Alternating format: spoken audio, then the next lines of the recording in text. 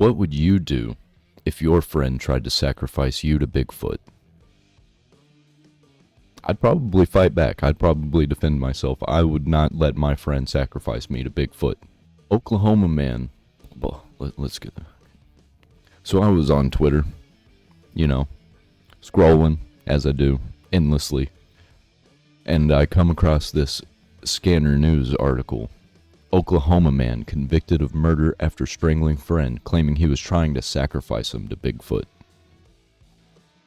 Holy fucking meth head, Batman.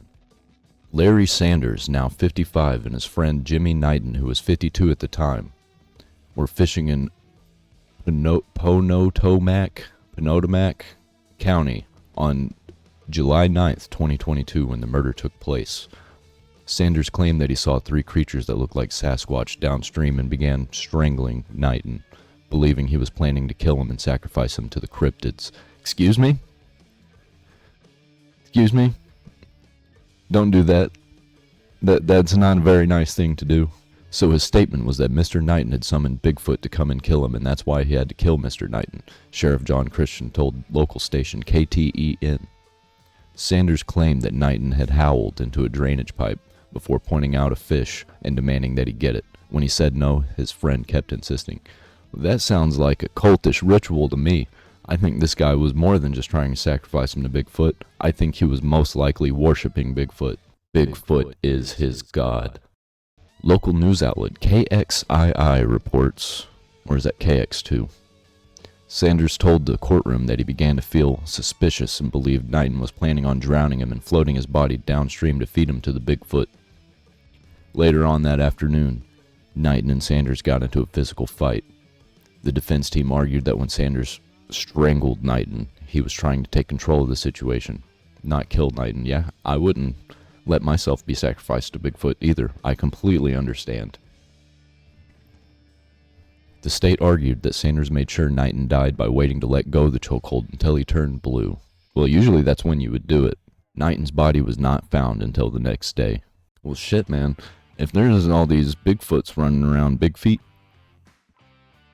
running around in Oklahoma, I ain't going to Oklahoma, especially if I'm thinking my friends are going to be sacrificing Bigfoot, because that seems like something my dumbass friends would do. Sanders waived his right to a jury trial and claimed he had acted in self-defense. Oh, okay. When I saw waived, I didn't see the I, and I thought it was like waving. Okay. Sanders waived his right to a jury trial and claimed he had acted in self-defense. During the trial, a forensic psychiatrist testified that Sanders was under a meth-induced psychosis at the time of the killing. You don't say. Yes, there was a monster in the woods that night, but it wasn't Bigfoot. It was Larry Sanders. Pontotoc. Okay, it's spelled differently this time. Whoever is in charge of Scanner News needs to go back to elementary school, because the amount of typos you have is every single article. I hate typos, man. I am a grammar Nazi. Yes, there was a monster in the woods that night, but it wasn't Bigfoot. It was Larry Sanders. Pontotoc County. I'm going to look up to see what that actually is. Now they've got me questioning. Pontotoc. Like Pontotoc. Pontotoc.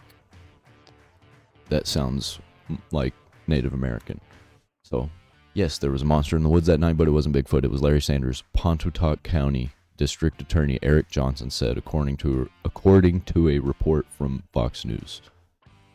Sanders' daughter, who was dating Knighton's son at the time, testified that her father confessed to the murder at least 5 times. He also confessed during an interview with the Oklahoma Bureau of Investigation agents. District Attorney Johnson told KX11, KXII, or KX2, in a first-degree murder case in Oklahoma, as in most other states, you have an element of malice, aforethought, meaning that you have to have specific intent to cause the death of another. Man, I hate how attorneys and lawyers talk, because that is not how a human speaks. In a first-degree murder case in Oklahoma, as in most other states, you have an element of malice, aforethought. Who says that? Who says that? Just say you thought about it ahead of time. Regular people know what that means, meaning that you have to have specific intent to cause the death of another.